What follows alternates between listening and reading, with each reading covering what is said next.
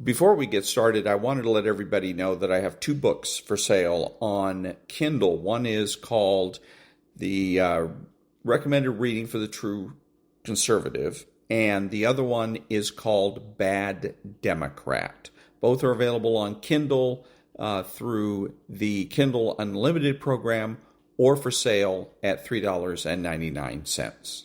And now, back to the podcast.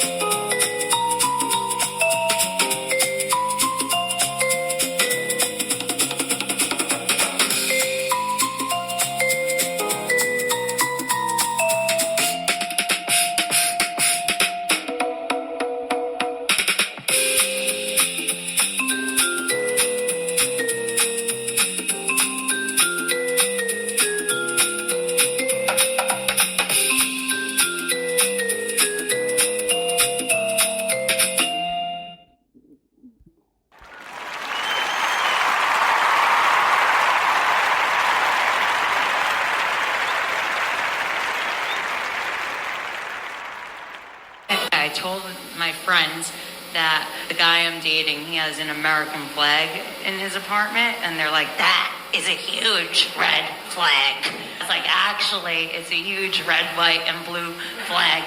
But also, you know, they're hardcore liberals, so I was like, they can't see color. Okay.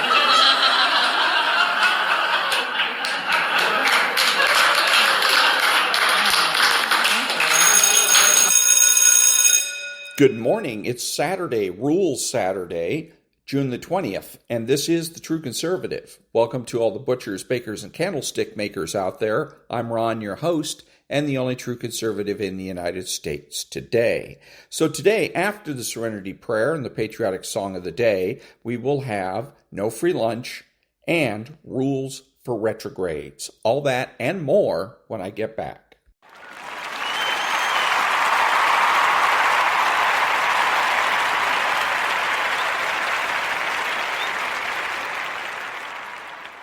God, grant me the serenity to accept the things I should not change, the courage to change the things I should, and the wisdom to know the difference. Amen.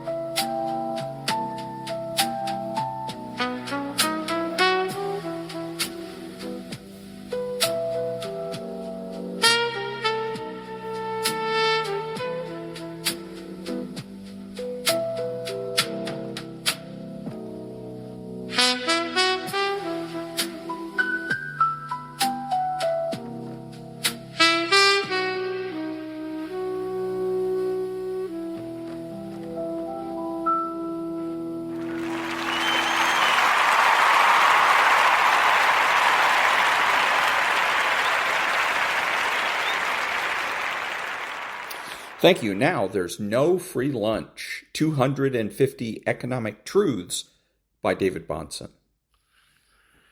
Your argument is that technological advance should result in a general price decline. But to a classical economist, that's like saying that as modern golfers hit the ball further and further with better equipment, the yardstick should gradually lengthen. When the dollar is kept stable, technological advances are translated into shorter units of time needed to produce goods and services. Jude Winniski.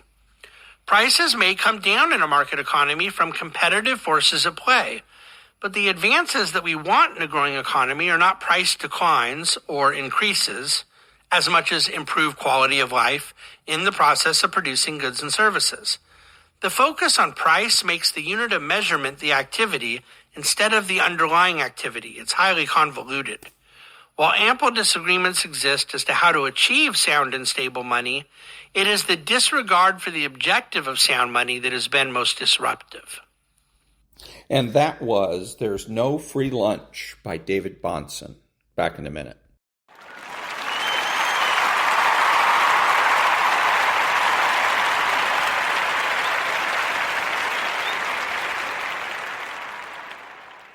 Thank you. Now, the bad Democrat, psychologically speaking, is someone who's constructed a kind of false self, a mask to shield themselves from an unbearable sense of inadequacy. But that mask is hungry. It needs validation. It needs control. It needs to consume the attention and emotional energy of others to keep itself intact. And who better to provide that supply than the conservative, who's wired to give, to understand, to soothe? But here's what the bad Democrat doesn't anticipate. Sometimes that conservative evolves. They get smart. They stop confusing kindness with self-sacrifice. They start to see, and when that happens, when a conservative gets smart, they transform into something formidable, the true conservative. This isn't about revenge. It's not about turning cold or cruel. It's about power. The kind that comes from clarity, self-respect, and a refusal to play a rigged game. So there are 5 powerful ways that the true conservative dismantles a bad Democrat's control. Not through aggression, but through wisdom, through boundaries, through truth. Because in the end, the greatest threat to a bad Democrat isn't rage. It's someone who sees them clearly and walks away anyway. You know, it's a remarkable thing how people can find themselves wrapped up in relationships that from the outside appear deeply dysfunctional, even damaging, and yet from within, they're remarkably difficult to escape. It's not always because the person on the receiving end is weak or foolish or naive, though they may feel that way after the fact. No, it's often because they're deeply empathic. They feel intensely. They're attuned to other people's emotions in a way that can become, paradoxically, both their gift and their curse. They want to help. They want to heal. They want to believe the best about someone, even when all the signs suggest otherwise. And here's where the bad Democrat comes in. When I talk about a bad Democrat, I'm not merely talking about someone who takes a lot of selfies or enjoys being the center of attention. That's shallow. That's not the psychological reality of what's happening. The bad Democrat, at his core, is the constructor of a false identity. A bad Democrat doesn't feel secure in themselves.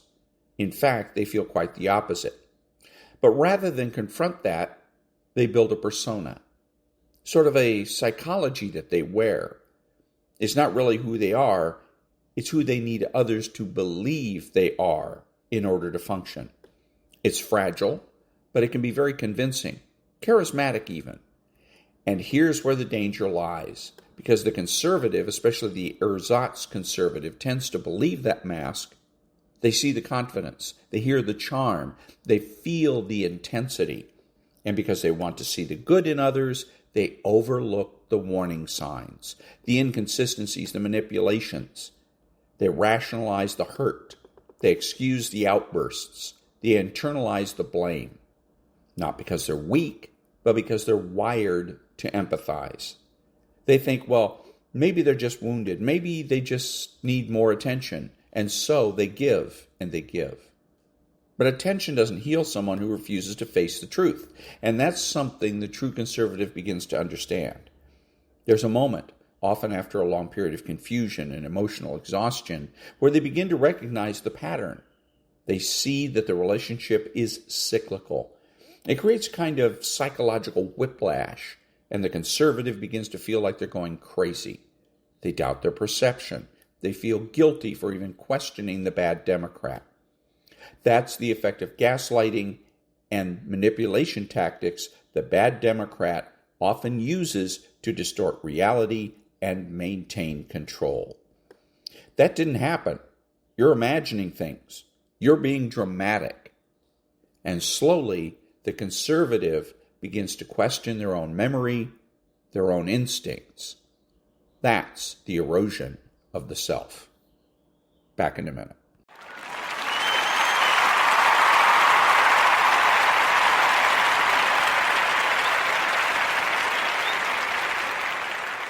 Thank you. Now, rules for retrogrades. Introduction.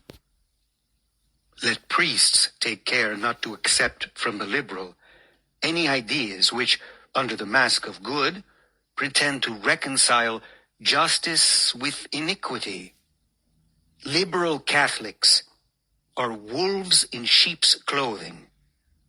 The priest must unveil to the people their perfidious plot, their iniquitous design. You will be called papist, clerical, retrograde, intolerant, but pay no heed to the derision and mockery of the wicked. Have courage. You must never yield, nor is there any need to yield. You must go into the attack wholeheartedly, not in secret but in public, not behind barred doors but in the open, in view of all. Bishop Sarto, later Pope Pius X. What exactly is retrograde? A retrograde is one of God's spies, to borrow Shakespeare's term. A retrograde is a deplorable 2.0, the thinking man's version. A retrograde calculates night and day how to return to the old world order of moral and sexual decency, familial patriarchy, local rule and subsidiarity, classical masculinity and femininity, Christian liberty, republican sovereignty, national borders, faith and hope and charity, goodness and beauty and truth, and most subtly and most importantly, the social kingship of Christ. Recall Boromir of Gondor's words about reclaiming Osgiliath. This city was once a jewel of our kingdom, a place of light and beauty and music, and so it shall be once more. Let the armies of Mordor know this: never again will the land of my people fall into enemy hands. The city of Osgiliath has been reclaimed for Gondor. Notwithstanding his eloquence, the retrograde is a devastatingly effective counterpuncher, with good reason. In reference to the planned 2016 infiltration of the American Catholic Church by operatives connected to the Hillary Clinton presidential campaign, Republican Representative Paul Ryan reacted thus. To despise the Catholic Church, accusing her of being seriously retrograde, as Clinton's campaign did, is an insult to millions of people in this entire country. Representative Ryan was wrong. To be counted a retrograde by the radicals should be an honor worn on the lapels like a badge. In an era of profound spiritual and moral crisis like ours, the retrograde must joyfully cultivate the virtue of righteous fustiness. He must understand that in the trenches, laughter is war. The retrograde has the unique capacity for understanding the discomfiture between the degenerate, radical, infiltrated world of decay on one side and the well-meaning but clueless Christian world on the other. The retrograde recognizes that the overwhelming majority of Christians today clearly have no interest in evangelizing the undecided world, which lies somewhere between Christianity and radicalism, usually naively favoring radicalism. Under a shadow of such desolate and universal reach, becoming one of God's spies amounts to a last resort and a pure necessity. It involves not deep cover, acting like the enemy, but rather half cover, acting as a conservative contra in the secular arena. The retrograde is a crypto-Christian counterinsurgent willing to fight like a Navy SEAL and to think like a counterintelligence officer. Although these rules for retrogrades will never involve the commission of any intrinsic evil, violating any one of the 10 Commandments, the task is grim and gritty, and not for the faint of heart.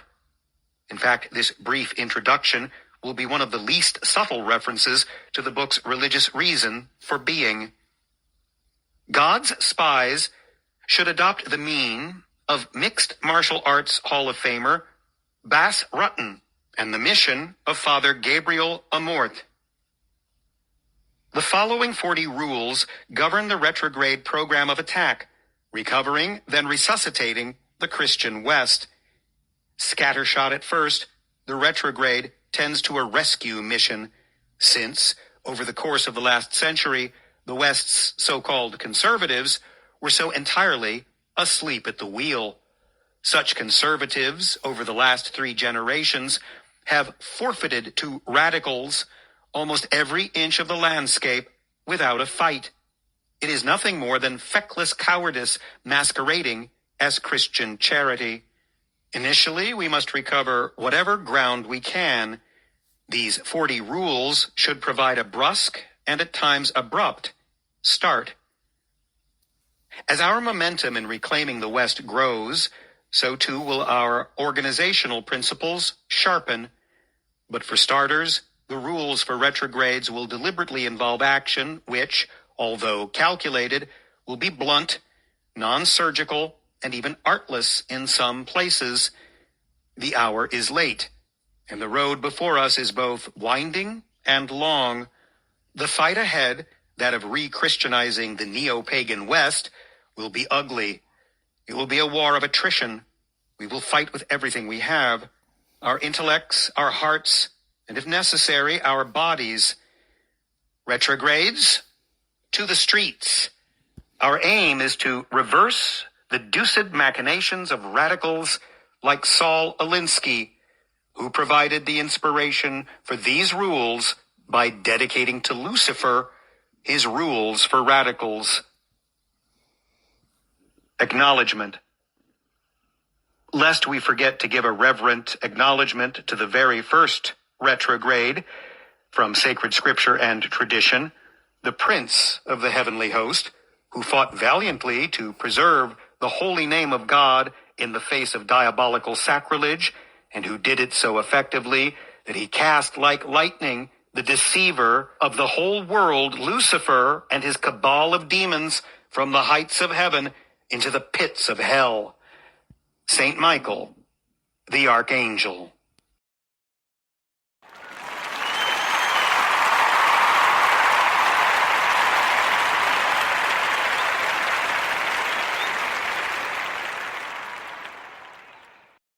Thank you. And now, Dr. Berg.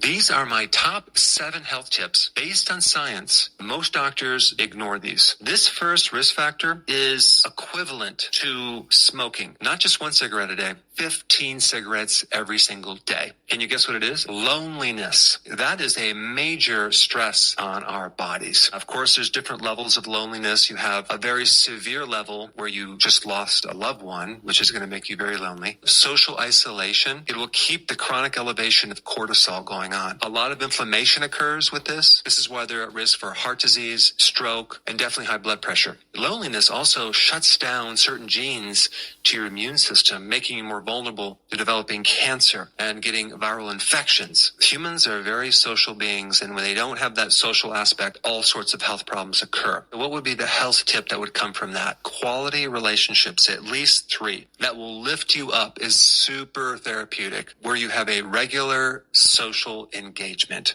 Another thing to do is volunteer and help some group or some person, because it's very therapeutic to help another. Let's go to number 2. Lack of sleep. Getting less than 5 hours of sleep will increase your risk for early death by 30%. It 2 to 3x's the risk of gaining weight, craving foods, developing diabetes. It was revealed that there's brain aging with people that don't sleep. What's the tip on that one?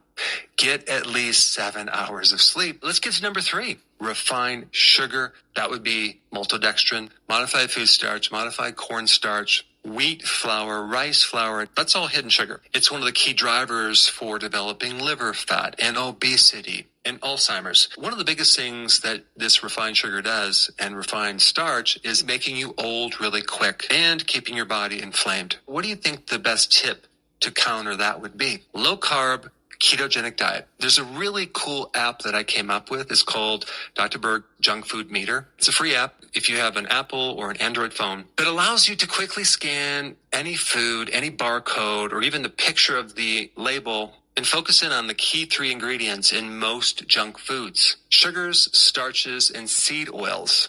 Most people have no idea how much of those 3 ingredients that they're consuming in their refrigerator, in their pantry. Let me show you what I'm talking about before we get to number 4. All you have to do is download it. It's free. Pull up a food, hover over the barcode, and start scanning. And it quickly scans and shows you how much starch, seed oil, and sugar. You can see in this one, there's 19 grams of sugar in this yogurt. Crazy amounts, and there's some starch as well. Let's pick another food. Pop-Tart. Holy macro. Look at, you have starch, 39 grams, got some seed oils in there, and you got sugar in there. You can see the junk food score at the top is a 10, which means it's really, really bad. It tells you what kind of ingredients that we're reading. Let's do another food. Well, hot dog. This one has starch, so there's hidden starch. What kind of starch? They're putting corn syrup in there and modified food starch. Not too healthy. Can you take a wild guess what number 4 is? Industrial seed oils. I'm talking about what most people fry their food in. They're going to create a lot of inflammation in the body because seed oils are an unsaturated fat, which means they're very vulnerable to oxygen, heat, and light. How is it that you can keep these oils right in your cupboard without having to refrigerate them to keep them shelf stable? Because it builds up over time, it's a slow poison. The health tip based on that is to start cooking with healthy oils: extra virgin olive oil, grass-fed butter, tallow, lard. Only use those oils in your food as well as cooking things. This next risk factor, visceral fat, the fat around the organs, really will tell you a lot about how long you're going to live or if you're going to have a health problem. You can literally look down at your belly right now. If it sticks out, we know you have not just visceral fat, you have liver fat too. It's one of the best indicators of heart disease. This is the heart right here, and this is the epicardial fat. It goes directly into the coronary arteries. Did you realize that even children that are 4 years old are starting to get visceral fat?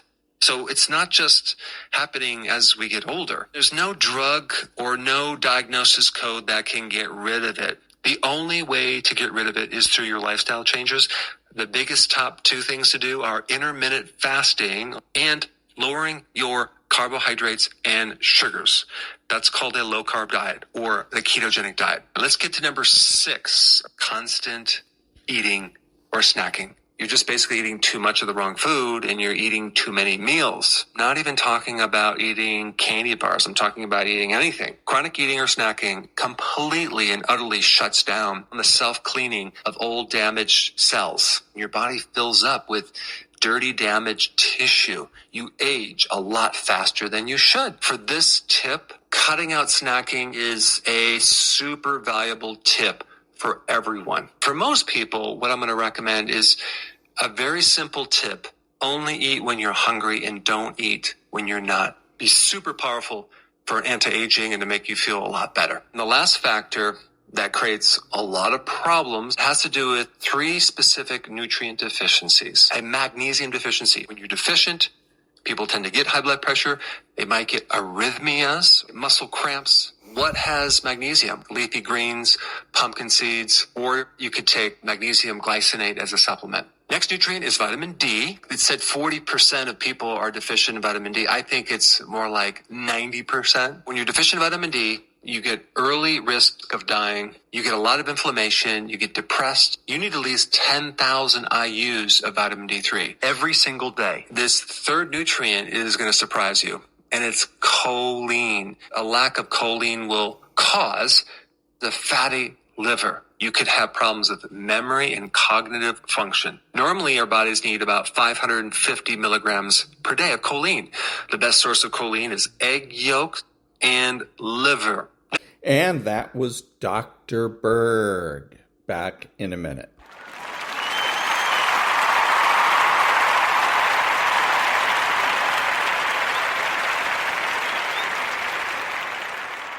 Thank you. And now, the Mossad. The helicopter blades cut through the darkness above the Red Sea, and Lieutenant Commander Yoav Har Evan checked his watch one final time. 3 minutes to insertion. Below him, 1,500 kilometers from Israeli waters, the Panama-flagged merchant vessel Close Sea plowed steadily through international waters, its crew completely unaware that 18 Shayatit, 13 commandos, were about to drop onto their deck. Har Evan's earpiece crackled with the final confirmation from INS Hunnet, the missile corvette shadowing the operation from just beyond visual range. The Close Seas crew numbered 17. Intelligence suggested none of them were armed. Intelligence also suggested the cargo hold contained 40 Syrian-manufactured M302 rockets hidden under cement bags, each rocket capable of striking Tel Aviv from Gaza. But intelligence had been wrong before. The first commando's boots hit the deck at exactly 0 Tazit T 2:30 hours on March 5th, 2014. No gunfire, no resistance, just the mechanical hum of the ship's engines, and the surprised shouts of crew members jerking awake in their quarters. Within 4 minutes, Shayatet 13 controlled the bridge, the engine room, and every access point to the cargo hold. The Panamanian flag came down, the Israeli flag went up. And Lieutenant Commander Har Evan stood in the cargo hold, staring at hundreds of cement bags stacked floor to ceiling in shipping containers, wondering if his unit had just executed a flawless commando operation on the wrong ship. 3 weeks earlier, nobody in Israeli naval intelligence was thinking about cement bags or merchant vessels or the Red Sea. Captain Danny Roth sat in a windowless office in Tel Aviv, scrolling through routine shipping manifests the way he'd done for the past 8 months. Iranian maritime activity, commercial vessels departing Bandar Abbas, standard surveillance work, boring work. Until the Close Sea appeared on his screen with a route that made absolutely no commercial sense. The ship had loaded cargo in Iran, made an additional stop in Qasr, Iraq, and was now heading south toward the Red Sea. Destination listed as Port Sudan. Captain Roth had been tracking Iranian shipping long enough to know that legitimate cargo vessels don't take this route unless they're trying to hide something. He flagged the ship in the system and kept watching. Over the next 72 hours, the Close Sea became the most analyzed merchant vessel in the Israeli intelligence database. Satellite imagery showed nothing unusual about the ship itself. A standard bulk carrier, 12,000 tons, built in 2002, flying a Panamanian flag of convenience. The crew manifest listed 17 sailors from various countries, none with known ties to Iranian intelligence or Hezbollah. The cargo manifest declared cement, tiles, and construction materials bound for Sudanese buyers. Everything appeared legitimate. Everything except the route. And everything except the fact that Iranian signals intelligence had gone suddenly quiet about shipping departures from Bandar Abbas exactly 1 week before the Close Sea left port, which meant someone in Tehran wanted this particular shipment to move invisibly. Major General Ram Rothberg commanded the Israeli Navy's interdiction operations, and he understood the political mathematics of boarding ships in international waters far from Israeli territory. If they were wrong about the close sea, if they boarded a civilian merchant vessel and found only cement, the diplomatic fallout would be catastrophic. Israel would be accused of piracy. Iran would leverage the incident at the United Nations. And the entire intelligence apparatus would be exposed as trigger-happy and unreliable. But if they were right, and they let the ship reach Port Sudan, 40 long-range rockets would disappear into the African smuggling networks, and eventually surface in Gaza, where they'd be aimed at Israeli cities. Rothberg needed more evidence before he could authorize an interdiction, 1,500 kilometers from home. The evidence arrived in pieces over the following week. A signals intercept from Iranian Revolutionary Guard communications mentioned a high-value cargo requiring special handling. An informant in Bandar Abbas port reported unusual security around specific containers loaded onto the close sea. Satellite thermal imaging detected temperature variations in the cargo hold consistent with metal objects rather than cement. And a CIA liaison officer shared intelligence suggesting Iran had redirected weapons originally meant for Hezbollah in Lebanon toward alternative recipients after Syrian civil war complications made the traditional overland routes too risky. The alternative recipient was Hamas in Gaza.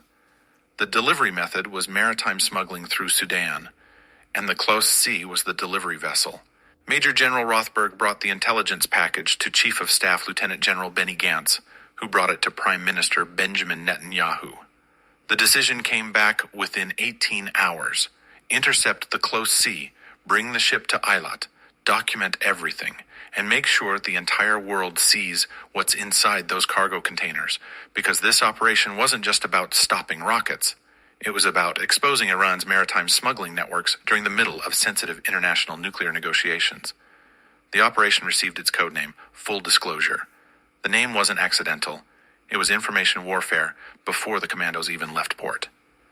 INS Hanit and INS Hetz, two Sa'ar 5-class missile corvettes, departed Eilat on February 28th. Their official mission was routine naval exercises in the Red Sea. Their actual mission was to shadow the close sea without being detected and to provide support for Shayatet 13 when the boarding order came through. The corvettes carried advanced radar systems, helicopter landing platforms, and fast, rigid-hulled inflatable boats designed for exactly this type of operation. They also carried 18 Shayatet 13 commandos, who spent the next 4 days rehearsing the boarding procedure on a similar merchant vessel the Israeli Navy kept for training purposes. The commandos practiced night insertions, simultaneous multi-point entries, non-lethal crew control, and rapid cargo inspection protocols. They practiced until every movement was automatic, because when you're boarding a ship in international waters in the dark, 1,500 kilometers from friendly territory, there's no room for improvisation. The close sea had no idea it was being hunted. The ship maintained steady speed and course, following its declared route toward Port Sudan, while Israeli naval intelligence tracked every mile through satellite coverage and radar telemetry from INS Hanit. The two Israeli corvettes maintained position just beyond the horizon, close enough to intercept within minutes, but far enough to avoid visual detection by the merchant vessel's crew. The closer the close sea came to Sudanese territorial waters, the narrower Israel's window for action became. International law permitted interdiction in international waters under certain circumstances, but those circumstances required solid evidence and careful legal justification. Once the ship crossed into Sudan's territorial waters, Israeli warships couldn't follow without triggering a diplomatic crisis. The timeline was tight and getting tighter. The close sea was running out of international water, and Major General Rothberg was running out of time. On March 4th, with the merchant vessel less than 24 hours from Sudanese territorial waters, Rothberg received final authorization from the Chief of Staff. Operation Full Disclosure was green-lit for execution. The plan was straightforward in theory and complex in practice. Shayatet 13 would launch from INS Hanit in a coordinated helicopter and fast boat insertion at night, board the close sea simultaneously from multiple points, secure the crew without casualties, take control of the bridge and engine room, and conduct an immediate preliminary cargo inspection to confirm the rockets were actually aboard. If the rockets were there, the ship would be escorted to Eilat. If the rockets weren't there, the operation would become an instant diplomatic disaster that would haunt Israeli intelligence for years. The commandos loaded into their helicopters and fast boats at 2200 hours on March 4th. Lieutenant Commander Har-Evan briefed his team one final time, emphasizing the rules of engagement: non-lethal force unless absolutely necessary, crew safety as a priority, and immediate reporting once cargo was confirmed. The psychological profile of the close seas crew suggested they were civilian merchant sailors hired through standard maritime employment channels, which meant they probably had no idea they were transporting weapons for the Iranian Revolutionary Guard. The crew was a tool, not the enemy. The real enemy was the network that put the cargo on board, and the planners in Tehran who assumed Israel wouldn't dare board a civilian vessel this far from home. ES Hanit closed to within 3 kilometers of the close sea at 0100 hours.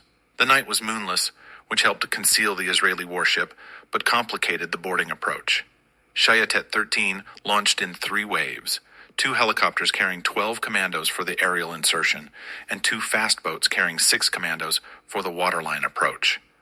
The helicopters flew low and fast, their rotor noise blending with the ambient engine sound from the merchant vessel until they were directly overhead. At 0230 hours, the commandos fast roped onto the close seas deck from both helicopters simultaneously, while the waterline teams scaled the hull using magnetic climbing equipment. Total insertion time, 90 seconds. The crew never saw them coming. The bridge was secured first. 2 commandos burst through the door with flashlights and suppressed weapons, finding the night watch officer frozen at the helm and the captain emerging from his quarters in confusion. The commandos moved with rehearsed precision. Captain and watch officer secured with flex cuffs, radio communications disabled, ship's navigation system placed under Israeli control. Within 3 minutes, the bridge belonged to Shayatet 13. Within 6 minutes, the engine room was secured. Within 10 minutes, all 17 crew members were accounted for, restrained, and gathered on the main deck under guard. Not a single shot had been fired. Nobody was injured, and the Panamanian flag was already coming down the mast as the Israeli flag went up in its place. Lieutenant Commander Har-Evan established communication with Major General Rothberg aboard INS Hanit. Ship secured, crew compliant, no resistance. Preliminary assessment suggested the crew genuinely didn't know about the weapons cargo, which aligned with Iranian operational security protocols: compartmentalize information, use civilian cover, maintain plausible deniability at every level. 1 or 2 handlers connected to the shipping agent probably knew the real cargo, but the actual sailors were kept deliberately ignorant. This wasn't cruelty. This was tradecraft. If the crew didn't know, they couldn't reveal anything under interrogation. And if the ship was interdicted, Iran could claim the crew was innocent, and the entire operation was a rogue smuggling attempt unconnected to Tehran. The cargo hold inspection began at 0300 hours. The Yahalom Combat Engineering Unit, specialists in explosive ordnance and concealed weapons, descended into the hold with portable X-ray equipment, thermal scanners, and cargo manifests seized from the bridge. What they found was exactly what Israeli intelligence had predicted: shipping containers stacked with cement bags, hundreds of them, thousands of them, gray industrial cement bags marked with Arabic text and arranged in neat rows that completely filled the visible space. To an untrained observer, it looked like a legitimate construction material shipment. To Yahalom engineers who'd spent years hunting smuggled weapons, it looked like a very expensive game of hide-and-seek. The engineers began the systematic process of container inspection. They started with thermal scanning to detect temperature variations that might indicate metal objects concealed within organic materials. Cement is thermally consistent. Steel rocket casings are not. The first anomaly appeared in Container 7, where thermal imaging showed distinct cold spots, suggesting large metal objects buried under the cement bags. The engineers opened the container, removed the first layer of cement bags, and found exactly what they were looking for: M300-2 rockets, Syrian-manufactured, 40 of them. Each rocket measured roughly 4 meters long and weighed about 150 kilograms. Each rocket had a range of approximately 160 kilometers. And each rocket was capable of striking Tel Aviv, Jerusalem, or Ben Gurion International Airport if launched from Gaza. Lieutenant Commander Har Evan radioed the confirmation to Major General Rothberg at 0415 hours. Cargo confirmed. 40 M300-2 rockets, multiple containers, weapons concealed under cement bags exactly as intelligence predicted. Rothberg immediately notified the Chief of Staff, who notified the Prime Minister. The operation had just transformed from a risky interdiction into a strategic intelligence victory. Israel had caught Iran red-handed violating the UN arms embargo, smuggling advanced weapons to militant groups, and using civilian maritime routes to disguise military cargo. And because the seizure happened in international waters with full documentation and witness verification, there was no way for Tehran to deny what had just been exposed. But the rockets themselves weren't the most valuable discovery in the close seas cargo hold. The engineers found something far more important hidden in the ship's administrative compartments: shipping documentation, manifests showing the exact routing of every container loaded at Bandar Abbas, port Hasora war handling records from Qasr showing which containers received additional cargo during the Iraqi stop, insurance documents listing the shipping agent responsible for coordinating the transfer, and internal cargo lists that mapped the entire concealment strategy, showing exactly how the weapons were layered under cement to avoid detection by standard port scanning equipment. This paper trail was pure intelligence gold. It revealed the complete architecture of Iran's maritime smuggling network, the ports they used, the shipping companies they worked with, the routes they preferred, and the concealment methods they relied on. Israeli naval intelligence had just acquired a roadmap to every Iranian weapons shipment moving through commercial maritime channels. The 40 rockets would eventually be displayed at Eilat Port for diplomatic purposes. But the shipping documents would be analyzed by intelligence officers for months, cross-referenced against other surveillance data, and used to identify additional smuggling operations that had nothing to do with the close sea. Some of those future interdictions would be publicly acknowledged. Most would not. The real victory of Operation Full Disclosure wasn't stopping this particular shipment. It was exposing the system. The crew interrogations began while the cargo inspection continued. Each sailor was questioned separately by intelligence officers fluent in multiple languages. The results confirmed the compartmentalization assessment. The captain knew the cargo manifest listed construction materials, but he'd never inspected the containers personally. The first mate had signed off on the cargo loading at Bandar Abbas, but he'd relied on documents provided by the shipping agent. The crew had no reason to believe they were transporting anything illegal, and their confusion during the interrogations appeared genuine. Only 2 individuals showed signs of deeper knowledge: a cargo supervisor who'd been unusually insistent about specific container placement, and a port liaison officer who'd boarded in Qasr and mysteriously departed before the ship left Iraqi waters. Both men were connected to the shipping agent. Both men were almost certainly Iranian Revolutionary Guard operatives using commercial cover. And both men were now safely beyond Israeli reach, having left the ship before it entered the interdiction zone. The sun rose over the Red Sea at 0600 hours on March 5th, and the close sea was already under escort by INS Hanit and INS Hetz, heading north toward Israeli waters. The journey back would take 3 days. During that time, Israeli engineers would continue cataloging every weapon in the cargo hold, intelligence officers would continue interrogating the crew, and the Israeli government would prepare for the diplomatic firestorm that was about to erupt. Because Operation Full Disclosure wasn't just a military operation. It was a carefully choreographed information warfare campaign designed to expose Iran's smuggling networks, embarrass Tehran during sensitive nuclear negotiations, and demonstrate Israeli naval reach to anyone watching from Moscow, Beirut, or Damascus. The M302 rockets, discovered aboard the close sea, told a story that Israeli intelligence had been piecing together for months. These weapons weren't originally built for Hamas. They were Syrian-manufactured rockets intended for Hezbollah in Lebanon, part of the massive weapons pipeline that had flowed from Damascus to Beirut for decades. But the Syrian civil war had turned that pipeline into a liability. Assad's regime was fighting for survival. Border crossings were contested. Weapons convoys were vulnerable to airstrikes. So Iran did what any adaptable smuggling network does when traditional routes become too risky. It found an alternative customer. Hamas in Gaza needed long-range rockets. Hezbollah's supply chain was compromised. The M302S got repurposed. And the maritime route through Sudan became the new smuggling corridor. This repurposing revealed something important about Iran's weapons distribution strategy. Tehran wasn't loyal to any particular militant group. It was loyal to regional instability.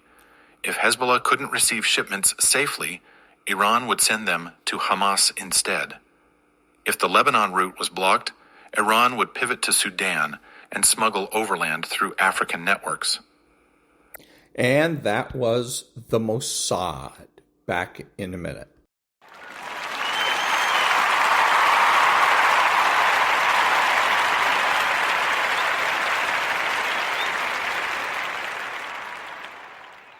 Thank you. This is Ron, your host, the only true conservative in the United States today, bidding adios to all the butchers, bakers, and candlestick makers out there, and reminding you that you're not neutral and that the government has no rights.